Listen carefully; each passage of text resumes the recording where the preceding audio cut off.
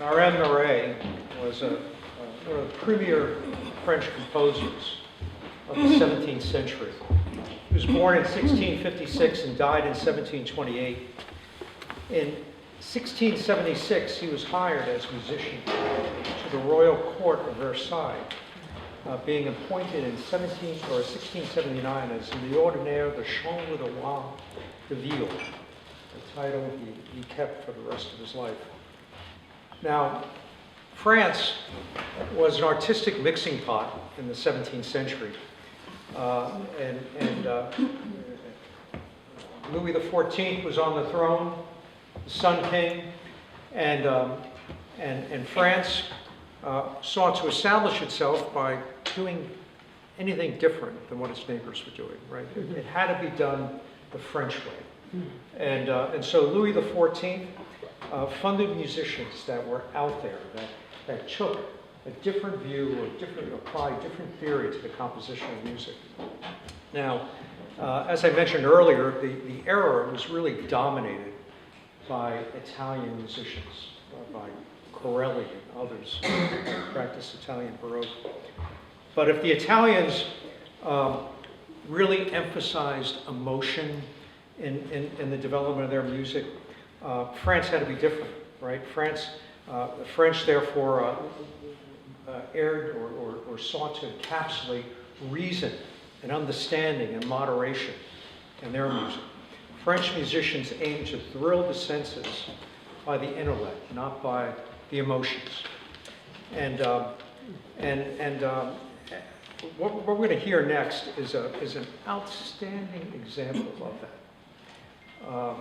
Marais, one night, after discoing the night away at Versailles, staggered into his apartment in Paris, and he crawled into bed shortly before dawn. And as he dozed off to sleep, the church bells at Sainte Genevie, the Mont de Paris, began to ring. And Marais pulled the blankets over his head, and it didn't help. And he closed the window, and he could still hear the bells. And he put the pillow over his head, and he could still hear the bells. He stuffed his ears with cotton, and he could still hear the bells. He got up to the window, and he was shouting obscenities at the bells, and the bells kept ringing.